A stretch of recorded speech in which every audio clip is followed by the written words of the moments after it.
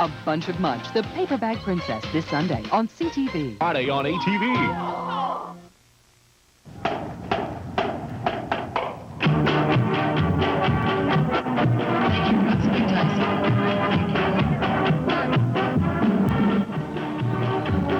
Everybody loves a parade, and we've got one of the world's very best tonight, live at 5. Now, from the ATV News Center at every city and town in the Maritimes, this is the ATV Evening News, live at 5. Good evening and welcome to Live at 5 for Thursday, November 25th. I'm Nancy Regan. And I'm Paul Mennier. Yeah, terrific parade in New York City every day. They have the Macy's parade. I guess you've been to Macy's and seen the parade before? Wait. Are you saying I'm a consummate shopper and that's why I must have been to Macy's? We all know that you are, Nancy. In any event, shopping. We'll talk about that later. We do have some highlights from that parade for you today. It's a lot of fun for the whole family. And in the meantime, we have these stories from ATV reporters in your community. I'm Jonathan Kay in Halifax. Are you as safe as you could be while you're doing your Christmas shopping? Many of the people out buying presents are concerned about their safety, and with good reason.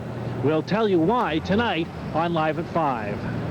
Americans just can't seem to get enough of certain Canadian products like this bologna, and they're coming across the border to shop here to get them. I'm Laverne Stewart in Woodstock, and I'll have more later.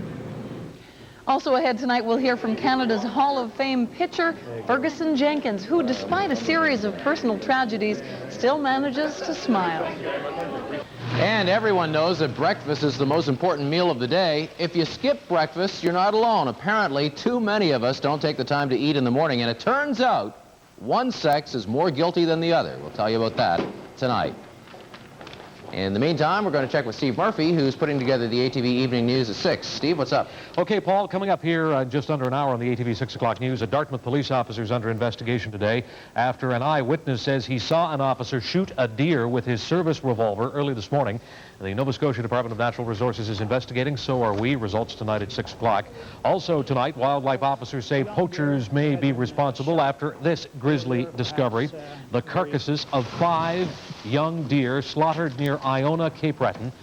Why were the carcasses left to rot? The story here at 6 o'clock. And also on our broadcast tonight at 6, are doctors overworked to the point of not being able to do their jobs in the emergency room? Well, with physicians in the ERs putting in up to 36-hour shifts, some of them admit they are worried that the long hours are affecting their ability to deal with you when you show up at the emergency ward. We'll hear more on that tonight in the ATV Evening News at 6 o'clock. Right now, it's time for our first fast look at the maritime weather forecast with meteorologist Richard Zurawski live at Lake Buena Vista, Florida tonight. Richard? You're absolutely right, Steve. We are live, and we are down in Florida. However, it looks as though we're in for a cold next 24 hours. A cold northerly outbreak of Arctic air pushing across most of the maritime regions. Temperatures tonight, again, dipping down to minus 15 degrees in the north, hovering around minus 8 degrees in the south. Whatever the weather, though, we're going to have all the details. I'm working on the forecast right now for you, even though I am down in Florida, and I'll tell you all about it coming in about 25 minutes or so, Steve. Okay, we will have Richard's forecast for you at 5:30, and then at 6 o'clock, all the day's top stories, including this one. Is the St. John Police Department taking the taxpayers for a ride? Turns out all of the management of the department get a taxpayer-funded car to take home every day, and nobody seems to know, or at least nobody will tell ATV's Rick Grant, how much all of this is costing. We've got the story coming up tonight at the ATV Evening News at 6 o'clock, right after Live at 5, with Nancy and Paul. Here they are. Fit, but how healthy are you really? With the buzzword wellness as government cuts healthcare budgets, and more people are starting to think about what they can do for themselves. And that's where Fran Connolly comes in. As ATV's Dan Vio tells us tonight, the Prince Edward nurse has opened up a health assessment center, and that's so that she can help people see the big picture of their health and how they can make it better. Yeah. It sure is. Yeah, and it's very important to be healthy these days, of course, because as we saw in Kate's item, people are busier and busier. I mean, it just seems to... It's so true, too, though. You know, you can feel very low on energy and think, oh, I can't get the energy up to go work out. But once you go work out for a couple of days, do some exercise, all of a sudden your energy level's up and you're eager to go work out. Yeah. I still like my idea about the car breakfast dispenser. I do, Nancy. too. I think I'm going to go home and work on that tonight. We'll talk to the patent people. Yeah, move along. Right. When Live at 5 returns, ATV's on your side with Yvonne Colbert and an update on the little girl who wanted to join beavers but was refused. Stay with us. Live at 5 returns in just a moment.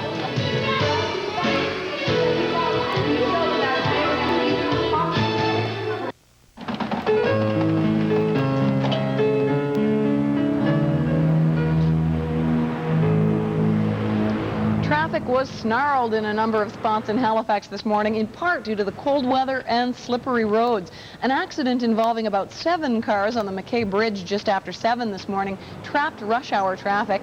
Many people in Halifax and Dartmouth were more than a half an hour late for work, including Paul Mennier, actually, come to think of it. Yvonne and Paul are standing by with another edition of ATV on your side. But first, here's Steve Murphy working on the day's news headlines. Steve.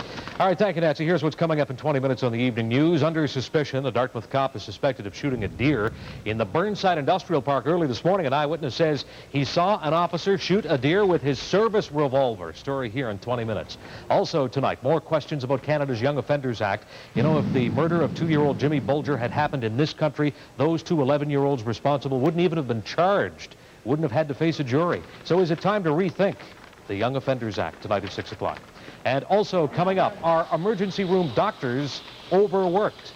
Some believe that their 36-hour shifts are way too long. They say it could be affecting their ability to do their job at the most critical moments when lives, maybe your life, is on the line. The story here at 6 o'clock, right after Live at 5, which continues with Paul Mennier. All right, thank you, Steve.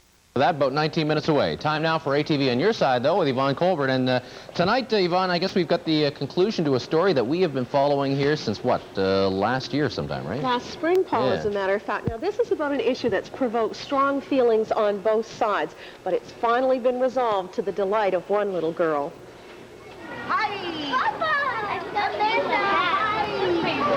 It's another Tuesday night in Dartmouth, and time for another meeting of the first Emperor Royal Beavers. If you look closely, along with the male members of the colony, you'll see one little girl, Amanda Nickerson. Amanda is just 6 years old, but she's been hoping to be a beaver for almost a year now. The issue came to a head last February. Amanda was a member of Sparks, her brother Daniel a beaver. Both organizations met on the same night, so it was convenient for her single-parent dad to pick her up from Sparks and walk the short distance to the beaver meeting.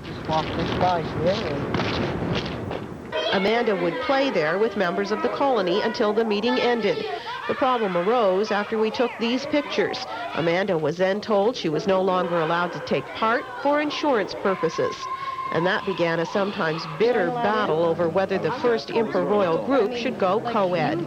After a vote by parents in September, it did, and it was an excited Amanda who, with the help of her brother, got ready Tuesday night to attend her first meeting as an official beaver. It's going great. Amanda's welcomed to First Emperor Beavers with open arms. With the beavers age group being between 5 and 8, we have a lot of fun and we do a lot of silly things. And Amanda's a girl. She has fun. She fits in and we all have a lot of fun. No complaints from the little guys about having a girl in their group? None whatsoever. In fact, a few comments about, great news, Amanda's in Beavers. As for Amanda, she's a young woman of few words, but she still hasn't changed her reason for wanting to be part of the Beaver organization.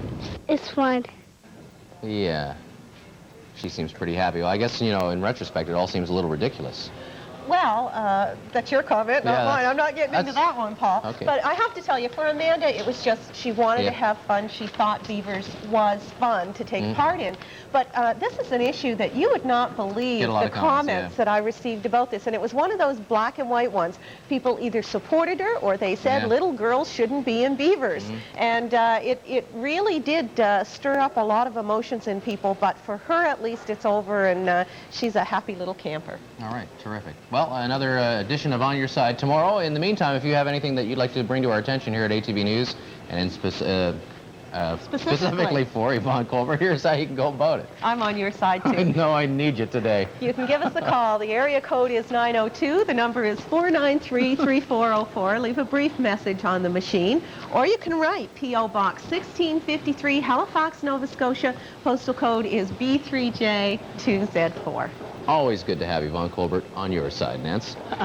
It is. Thanks, guys. Well, here's some excitement. Last-minute preparations are underway for a big money and prize draw by the region's biggest hospital. Could you be the winner? We've got the story when Live at 5 returns. Yep, after its turn. You can trust my hand got in there without... So, we want you to look in here, but not directly at.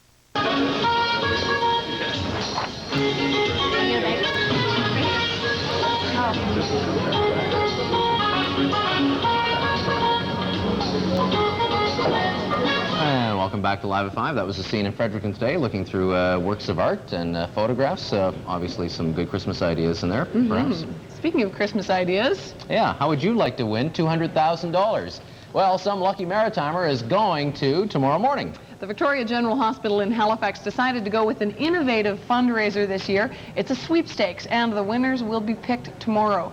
I went out today to check out the last-minute preparations. It's important that when we draw the ticket, the accounting firm have it, verify who it is, read the name and the number out. They put it back in the drum. I'll turn the drum and you'll select. But we've got to have that real good sweep in there to give everybody an equal chance. And we're going to make sure we don't... They were busy tying up loose ends today for the VG Hospital's Karen Win sweepstakes. The prizes are drawn tomorrow, and what prizes they are. Everything from mountain bikes and electronic equipment to 10 Florida vacations, 3 vehicles, and the grand prize of $200,000. Paul McKinnon is the executive director of the VG Foundation. Paul, how much money do you expect to raise with this? We hope to raise around $100,000. And what do you do with that money? We buy equipment for the hospital. What sort of equipment? Well, we have a little list here. A little list. That the hospital has prepared. This is $18 million. Wow. The hospital urgently requires for equipment, and we will be using proceeds from this event to fund some of those pieces of equipment. Now, you got the idea for this fundraiser from Regina. I have to ask, is this the future of hospital funding in this country, with government making so many cutbacks in health care? Nancy, I think lotteries and games of chance have always been a part of fundraising. This represents 5 to 10% of what we'll take in, and some charities may, in fact, have to go a little stronger, but it's just part of what we do. And you're pleased with the success of it? We are delighted. Delighted. They say the early bird gets the worm. Well, in this case, an early bird winner drove home this BMW. The draw was made on our sister station ASN's Breakfast Television 3 weeks ago. Ticket number 5635. There were 8,000 tickets available, and not quite all of them were sold. So if you have one, you have better than a 1 in 28 chance of winning. Not bad odds. However, as far as the $200,000 grand prize goes, one employee here at the Victoria General Hospital says don't even bother to hope. That's right. I'm going to take it. You're going to take $200,000 home tomorrow, Debbie? I'm going to take 1/3 of $200,000 home tomorrow. I see. You split the ticket with coworkers? Yes, I did. And it's still an expensive ticket. I want to know what prompted you to buy it. Was it the cause or was it the possible prizes? Well, it was both. I worked at the hospital here for a few years now, and the hospital has been really good to me, and I thought it'd be a great way to support it and the foundation and the community, plus win a prize in the meantime. Are you going to win? Yes. Definitely I'm going to win. Hey, you got to like that confidence. Okay, sure, whatever. Okay, well, I mentioned that the ticket price was expensive. It was $100 a shot. Steep. But it is a very good chance of winning. Tomorrow morning on ASN's Breakfast Television, they're going to draw for 3 vehicles and the $200,000 grand prize. Oh, doesn't that sound good? The rest of the prizes will be drawn throughout the day, and they'll be printed in the newspaper afterwards. Okay, Not bad. The VG's Karen Win sweepstakes. By the way, you saw Dennis Ryan, the infamous Dennis Ryan, the old maritime musician himself, in the piece, and he and his wife Muriel are celebrating their anniversary today. Is that right? Thought I'd mention that and say congratulations. And speaking of congratulations, you just reminded me of this. Just wanted to share this with you folks out there because it's in part your participation that made this possible. We're very privileged to receive over the weekend this plaque from the Heart and Stroke Foundation, and it's in recognition of the promotion that we do every year here on ATV, the Heart Quiz, which many of you have participated in over the years, and we're very happy to accept this from the Heart and Stroke Foundation of Nova Scotia, and look forward to your participation as we check Maritimers' health again in the near future. Once again in the early spring, that's right. Well, mall Santas are jolly, pudgy, warm, and fuzzy kind of fellas, but many don't come by it naturally. Oh, really? In fact, there's a class in Santa School, and we have it when we come back. Merry Christmas! Rudolph the red-nosed reindeer had a very shiny nose.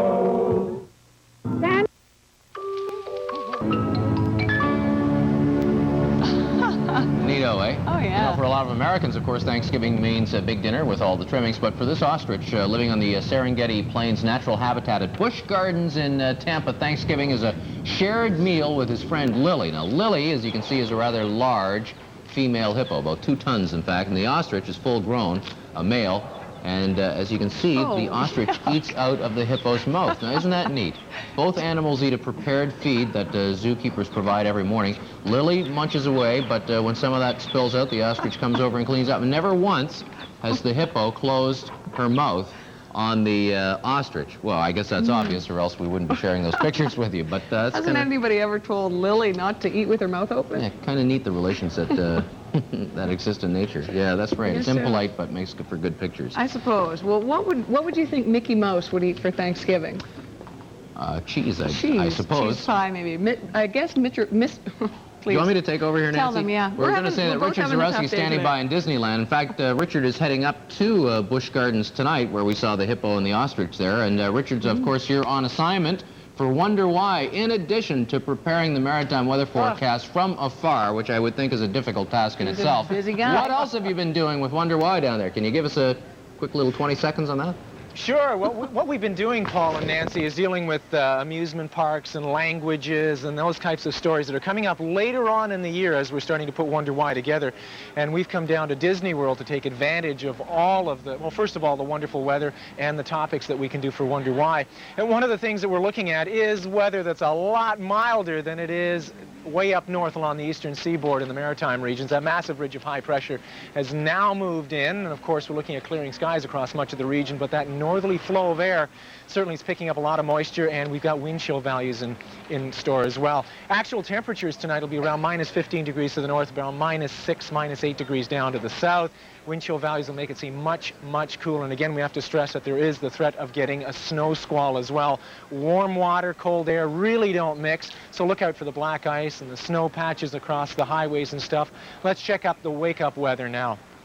What we can expect to see, it's a very cold morning. It should be a good smiley face. Give yourself a little bit of extra time if you're going to work. And our weather fact says that on Monday at 2:31 in the morning, we have a lunar eclipse. So we're hoping for some clear skies then, but don't count on it, especially up to the north.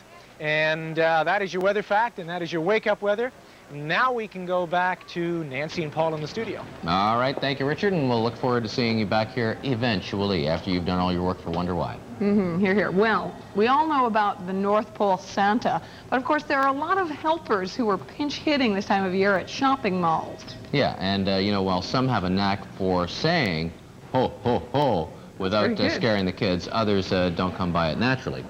Across the U.S., there are a number of Santa schools, would you believe? Here's a group of grads from one of them. 1, 2, 3. Merry Christmas! This is graduation day for 20 Santas. Seasonal work for sure. Still, not everybody can be a Santa. Not everybody, no. You got to have it right inside. You got to want to be Santa. You got to want to sit there for hours on end with children climbing on and off your lap. You got to have a very soft, gentle personality, but also be that star that everybody looks to. The new Santas wind up in the lobby of the Hyatt Regency for a final word before graduation ceremonies. If you get a child that's frightened or shy, as they come towards you, what is Santa going to do? Santa's going to be gentle, soft, don't loud, booming, ho, ho, ho. This will frighten the child. They will surely be scared if they weren't already. It's also important Santa knows the names of his reindeer. Donald, listen, and Rudolph. And Rudolph, and don't forget Rudolph. If you do have like a memory lapse, well, tell the children, yes, Santa knows their names. Do you? Ho, ho, ho.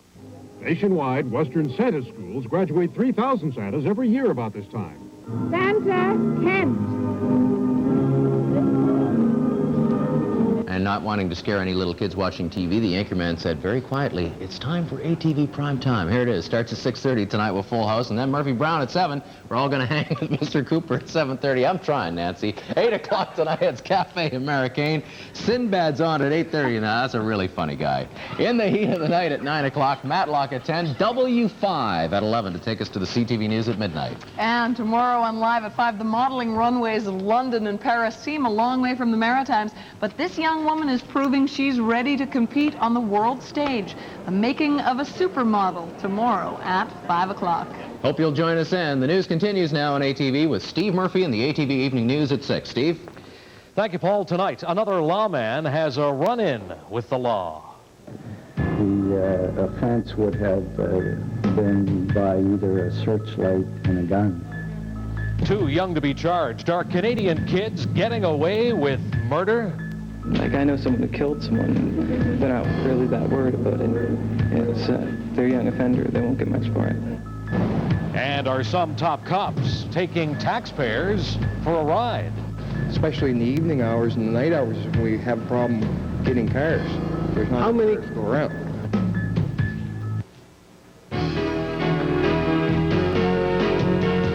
Now, from the #1 news team in Atlantic Canada, the ATV Evening News.